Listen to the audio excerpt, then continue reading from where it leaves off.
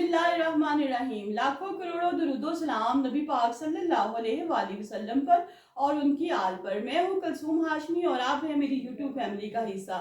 अल्लाह से दुआ है कि आप जहाँ कहीं भी हों खैर खैरियत से हों। अगर अभी तक आपने मेरे चैनल को सब्सक्राइब नहीं किया, चैनल को सब्सक्राइब करें, लाइक करें, कमेंट्स करें और बेल आइकन के बटन को प्रेस करें ताकि मेरी आने वाली हर नई वीडियो आप तक पहुंच सके।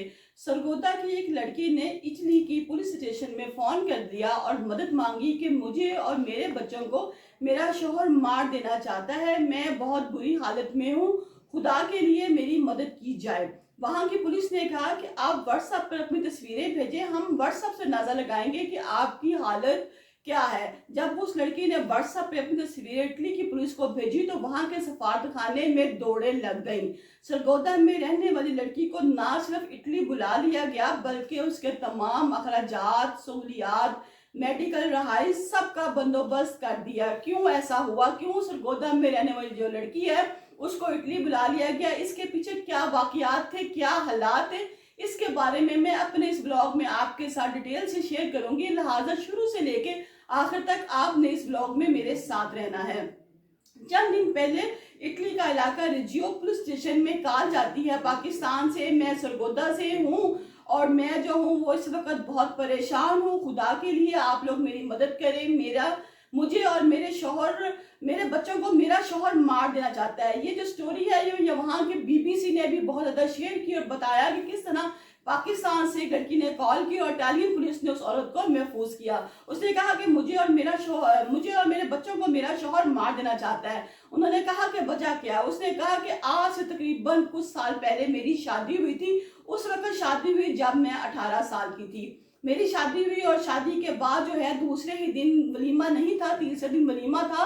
तो मेरा जो शौहर है वो मेरे पास आ गया और उसने आकर कहा कि तुम्हारी तस्वीरें जो हैं वो तुम्हारे कसन के मोबाइल में है, वो क्यों है। उसने कहा ये तो शादी वाले घर में सब लोग ही तस्वीरें बनाते हैं, वीडियो बनती है, तो हो सकता है तस्वीरें बनी हो और मेरे कसन तक चली गई हो। तो इस बात पर उसने मुझे मारना शुरू कर दिया और हर बहाने से मुझे मारता रहता है, हर वक्त पीटता रहता है। इसी दौरान मेरे 3 बच्चे भी पैदा हो गए। वहां की पुलिस ने कहा कि आप ऐसा करें कि आप हमें वीडियो कॉल करें, वीडियो कॉल के जरिए हम देखना चाहते हैं कि आप सच बोल रही हैं कि झूठ बोल रही हैं। जब उस लड़की ने वीडियो कॉल पे बात की तो वहां के जो सफारत खाने हैं वो लोग जो थे उन सब ने देखा और कहा कि वाकई ही इस लड़की के साथ जुल्म हो रहा है।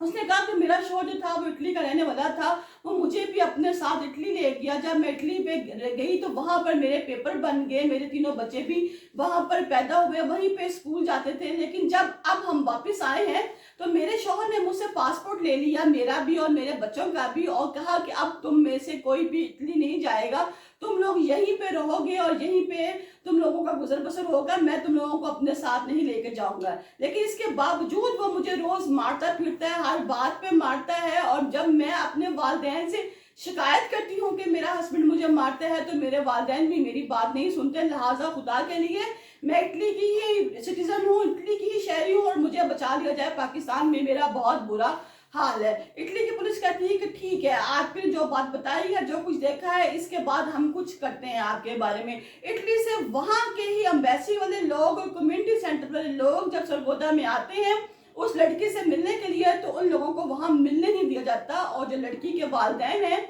वो कहते हैं कि ऐसी कोई बात नहीं, हमारी बेटी है, हम जो भी चाहे इसके साथ सलूक करें, लिहाजा आप लोग जा सकते हैं।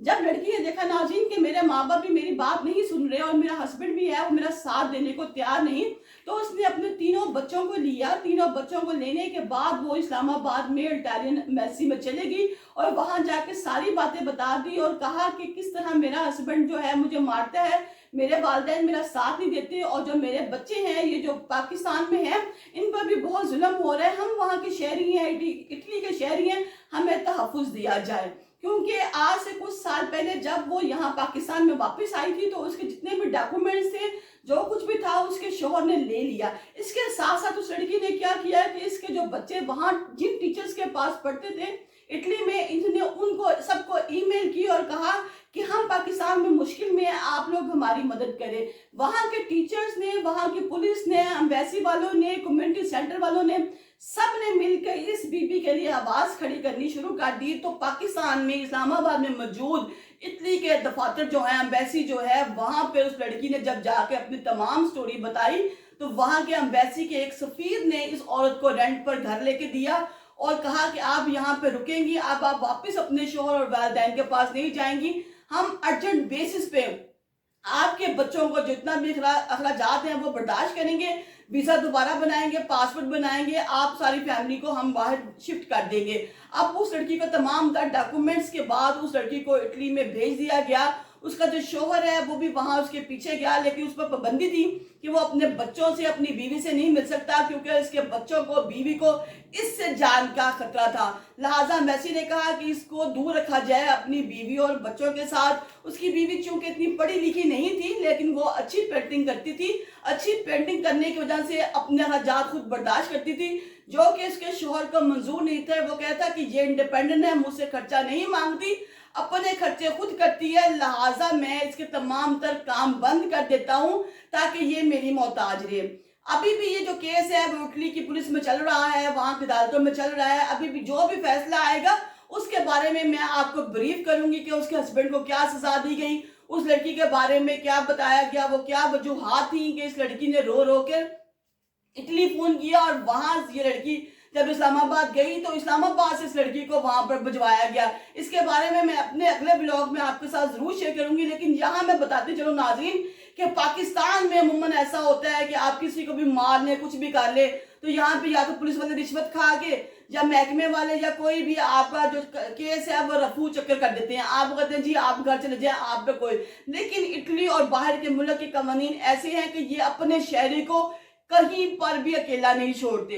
ये इटली की एक नेशनैलिटी है, या बाहर यूके की नेशनैलिटी है, कहीं की भी नेशनैलिटी है, ये लोग अगर किसी और मुल्क चले जाते हैं, वहां पे इनको जान को खतरा होता है, तो इनकी एक काल पे वहां की पूरी गवर्नमेंट, सफारतखाना, एम्बेसी, हर बंदे की दौड़े लग जाती हैं और हर बंदे की कोशिश होता है कि हम अपने शहरी को सेव कर लें। लोग बाहर के मुल्क किस लिए जाते हैं? लोग बाहर के मुल्क इसलिए जाते हैं कि वहां जाके इनको पता है कि इनको सहूलियात दी जाएंगी। आज इस लड़की के, इसके तीनों बच्चों को वहां के जो लोग हैं, इटालियन जो गवर्नमेंट है वो खर्चा दे रही है, इसकी पढ़ाई का, इसकी रहाइश का, इसकी मेडिकल का, और साथ साथ इसको जानो माल का तहफुज भी दे रहे हैं। और इसके मियाँ पर भी पाबंदी लगा दी गई है कि वो अपनी बीवी को और बच्चों को नहीं मिलेगा जब तक कि ये उनसे माफी मांगेगा, और माफी मांगने के बाद भी वहां की जो गवर्नमेंट है वो ये फैसला करेगी कि इस औरत को तलाक दिलवाई जाएगी या इसका क्या किया जाएगा। वो मैं आपके साथ अपने अगले व्लॉग में तो जरूर शेयर करूंगी, लेकिन इसके साथ साथ मैं ये बताते चलूं, आप लोगों को बताते चलूं कि इंसानियत